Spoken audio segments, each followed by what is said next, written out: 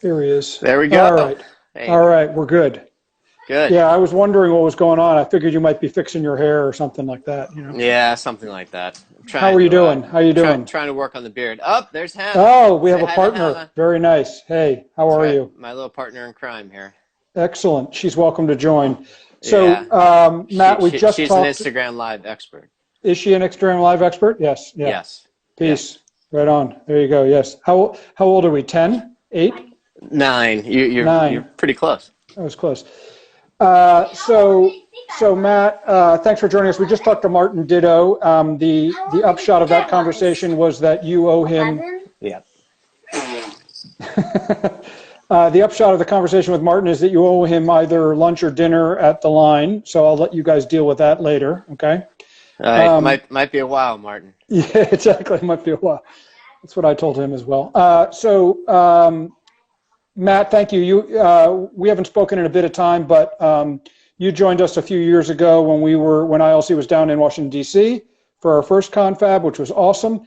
And so for people who are joining us today, let's just talk about Foxhall Partners and what you guys do for a second, so that everybody can get an idea of that. And by the way, everybody who's on, feel free to throw out a question if you want to ask Matt about stuff.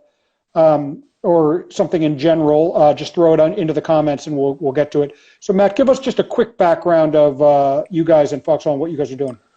Sure. I mean, we're DC metro area developers, investors in hospitality, mixed use, a little bit of retail, and what we like to call, lifestyle multifamily. And thankfully, today the portfolio is not 100% hospitality. Otherwise, I might be losing my mind. But it's challenging nonetheless. Got it. So talk about Martin Ditto put on here. Matt, how did you get so awesome? Martin, we might need another hour to answer that question. Okay, so I'm just gonna skip to one of mine right now. He'll continue to pepper you with non sequiturs as we go through. Anyway, Martin, it's my daughter. You gotta catch up. Right on. So tell us about the hospitality. Tell us about the hotels that you guys currently own and have invested in. Sure. Well, none remain open, and it's hard to know when the temporary closures will end. I mean, I've been preparing for this, and back to one of the questions you asked, Martin.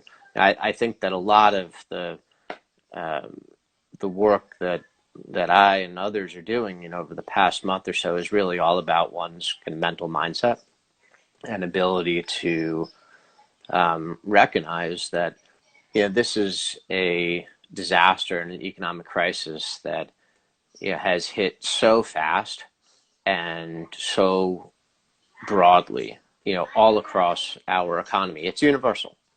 And, I'm not crying for myself. I don't think anybody who I know at least is, because this is affecting everyone. And I'm very grateful for the fact that, I still have my health and my sanity and my daughter too, who wants to make another appearance.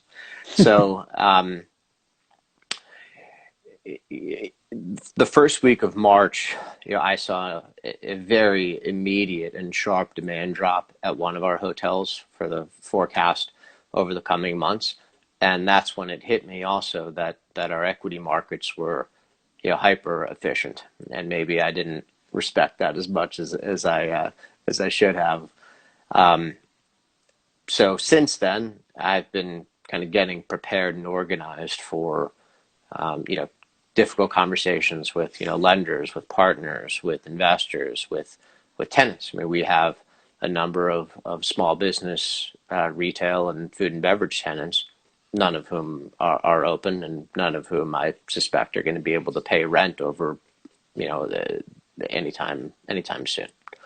So it's been difficult, but again, I'm just pleased that I have my own health and that um, I've been ready to work on getting through all of this now for nearly 6 weeks. Yeah, thanks. No, it's very sobering and true for a lot of folks. I think you're in the boat with with all the rest of us who are in hospitality and retail, et cetera. Just so people have an idea of the type of properties that you guys have, can you, uh, if you don't mind, or if you prefer not to, you don't have to, but if you don't mind, just telling us some of the hotels that you guys have there so that people know sort of where you are in the spectrum of properties? Sure. So we own the Glover Park Hotel, which is operated by our friends at Kimpton, and Kimpton itself is facing really a just an overwhelming crisis as well, with the vast majority of its hotels closed today. We were an early investor and kind of the lead local developer of the Line Hotel in Adams Morgan, also closed at this time.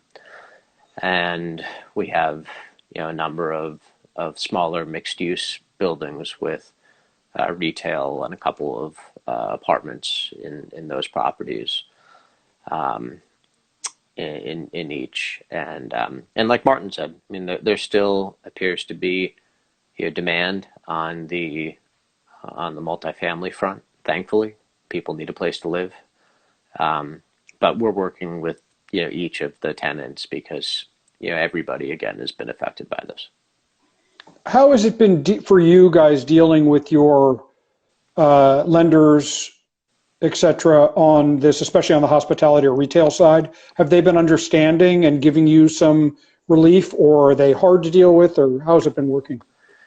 Very understanding, and I'm very grateful for that.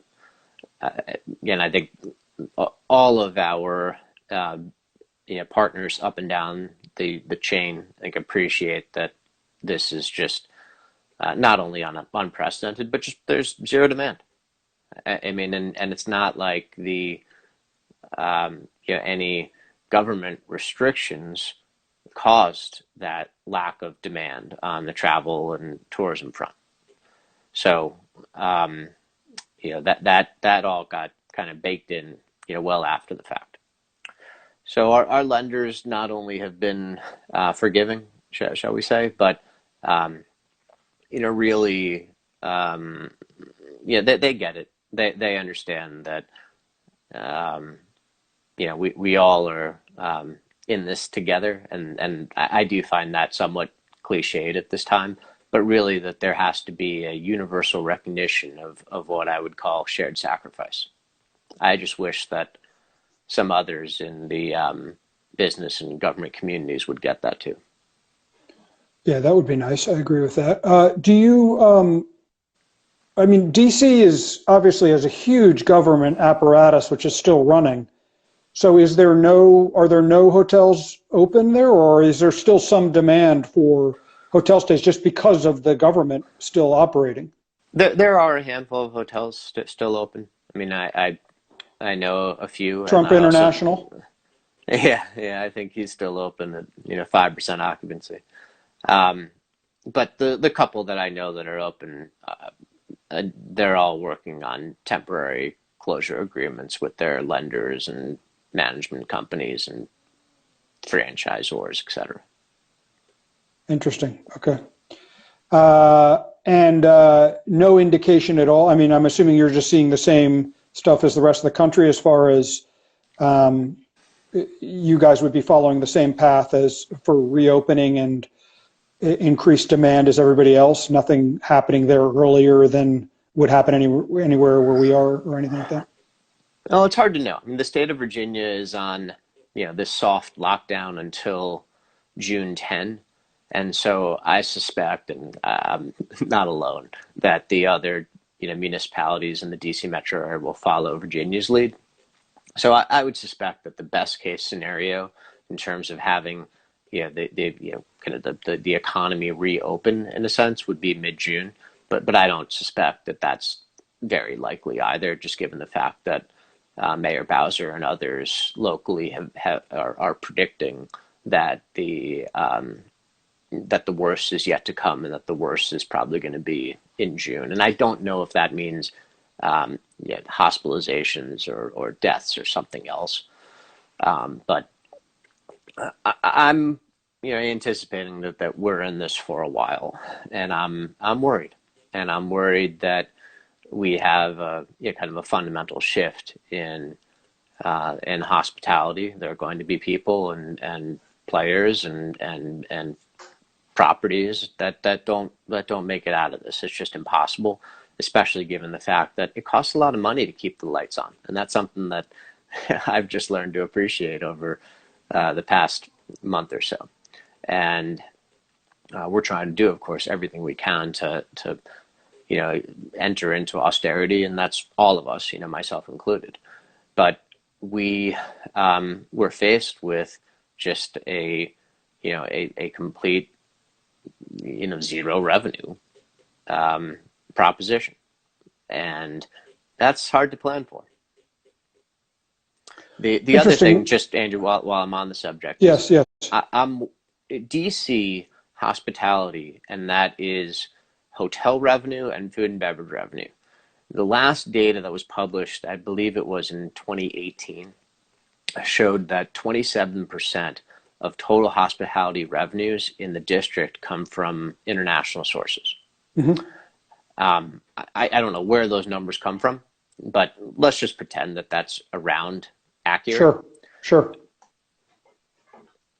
If the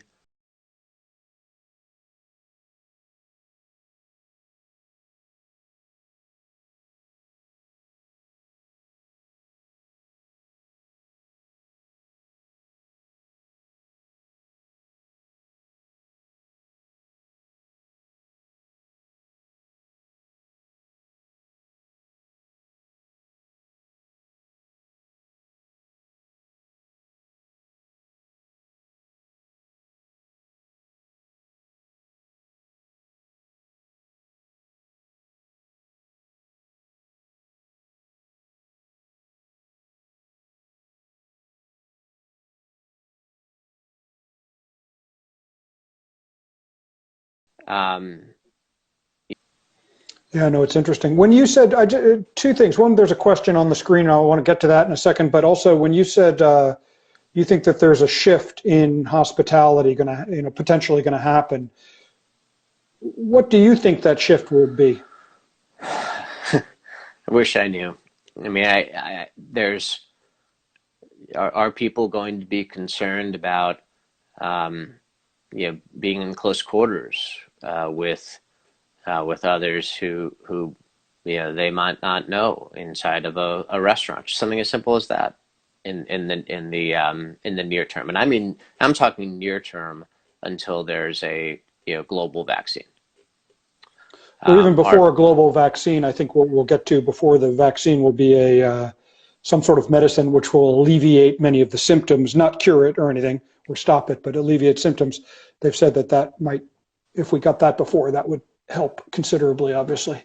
Sure, And they're sure. testing a bunch of those, but who knows how long that takes. No, it's interesting. I'm a big believer personally in that human beings are social organisms, and that we crave togetherness and community, and that I know other people have said, "Oh, people are gonna want to sit far apart at restaurants," and maybe that does happen initially. I don't know, and nobody's going to use these cool lobbies that we built and all that kind of stuff. But I don't necessarily agree with that. I think maybe in the short term, maybe there's going to be something like that, but more likely that people will gather and want to spend time together and experience interesting spaces and food and all that kind of stuff. I just think that that's in our DNA, and we will innovate a way into being able to do that. And that's my thought. I don't know what you think about that, but I mean, I think that you're right,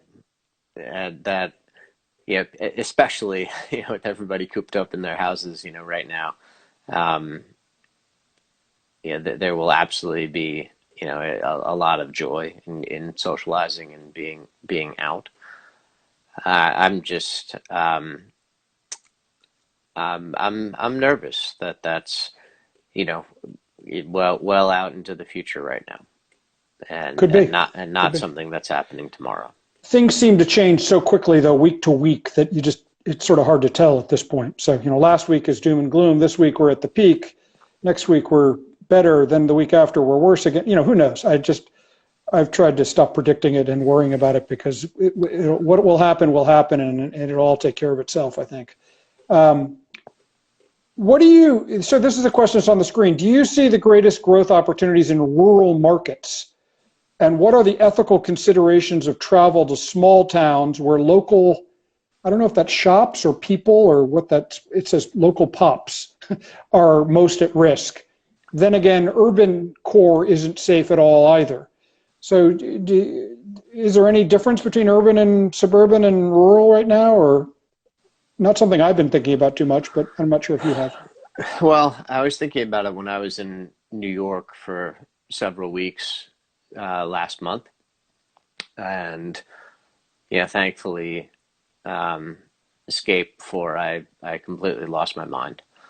I mean, density, unfortunately, is it's just math. It's bad for the spread of any Something like type this, of yeah, very, yeah.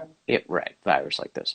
As far as kind of thinking about long-term trends for investing in real estate, I mean, I still think that there is a natural desire to be in a place where there are, and in a community and a neighborhood where there are amenities, and amenities that are walkable. That is I think a longer term trend that Hmm. I don't see this coronavirus stopping, but I do think it's going to slow it, and I think it may make some call it you know suburbs that have more kind of walkable style downtowns certainly more attractive to people who still do want those amenities in walkable environments. But I haven't really thought enough about kind of the long term implications and I about. agree about the sort of the walkable core type of a little suburban town center type things. Although sometimes they're just done in a way that's not that interesting, using national brands, and it doesn't really That's right. That's right. Feels feels artificial. very unnatural. But overall, those little. Listen, I take what Ben Pundle told me yesterday, which was Ben Pundle of Edition Hotels and Hotel Life said his mother told him from a young age that he was an unbridled optimist, and that's what he likes to think of himself as. Oops. And I guess I agree with him. I'm sort of on the optimism scale. If you're weighing optimist, pessimist, I'm definitely up here in the sort of somewhere towards this end of optimism, and think that we will eventually work ourselves out. How long it takes, I don't exactly know, but I think in a relatively quick period of time, we're gonna get better. I just look back at the 08, 09, 10 downturn, and people were saying all sorts of crazy things, that we'll never have this or never have that, or this is all done and we're finished, and came back as stronger than ever. So we'll get there. It may take a while, but we'll get there. No, I think that's right, and there's going to be a ton of opportunities that come out of this from a new investment perspective, and for those who have the resources and time and capital too. There will be a lot on the other side. Now that said, I mean, I just don't think that there's a broad enough recognition that we are in an environment that we haven't seen since the Great Depression. I mean, Goldman Sachs is projecting GDP declines of 25, 30%, and just a couple of weeks ago it was half of that. I mean, that's 10, 15 times worse than the quarter GDP decline post 9/11, post fall 2008. Sure. I mean, it's just Yeah. orders of magnitude different. I mean, the unemployment is just staggering. I mean, we have seen a demand drop to next to nothing. So, I mean, I don't want, and I don't want to minimize the fact that this is just there's nothing like this, and I know that that's a a cliche Well, in yeah, no, I mean, response. there hasn't been anything like this. The whole economy literally like hit a brick wall. Right. So, I mean, every aspect of it. The last downturn, it was only part of the economy. So, this is it's also affecting the globe. It's globally. It's across the globe and across the board. So, Yes. yeah, it's pretty. This is probably, hopefully, this is once in a lifetime. We don't want to have to go through this again if possible. Last question, and then I'm going to let you go. What are you doing to stay sharp right now, mentally sharp, trying to keep your team positive, your family positive in these kind of very difficult times? What do you do to take care of yourself? I talk to a lot of people. I want to get different takes and opinions from not just people in the real estate business, but I mean, lucky enough, being in DC, there's a lot of politically minded folks here who I'm friendly with, and kind of get their take on not only what the governments are doing locally, but from on the feds as well. Secondly, reading a ton, and not just about the coronavirus, thankfully, but about business trends, demographics, etc. And then third, just spending as much time with my daughter as possible. And she always puts a smile on my face, That's which wonderful. I think is, we need the smile. That's wonderful. No, absolutely, absolutely need it. Matt, I want to thank you for joining us. It's been great chatting with you and catching up. It's good to talk after it's been a while, so it's great. I want to remind everybody who's on now that we got Anwar Mekic and Josh Wyatt tomorrow, but it is a Zoom call, not on Instagram Live. You have to register for it to get the info, so please go on Zoom and register. Or excuse me, go on our website and register for it. It's going to be a really interesting call. Both of them together as a team, first they created generator hostels over in Europe. They created about 20 of those, and then Josh left and eventually became the CEO of Neue House, and now he's been building that up with Anwar's design assistants. And so interesting to talk to some folks who've done two different brands, and both quite successfully. So looking forward to having that conversation tomorrow. That's at 11:30 a.m. on Zoom once again. If anybody can donate a few bucks, we'd love to have you, as ILC is fairly well shut down at this point. You can find that on Instagram or our website. So thanks again, Matt. Really appreciate it. Also, thanks to Martin Ditto for joining us. Yeah, you got it. And we'll be in touch, and follow the community, and we're here rooting for everybody. Yeah, thanks for everything you're doing. You got it. Talk to you soon. Yeah, take care. All right, bye.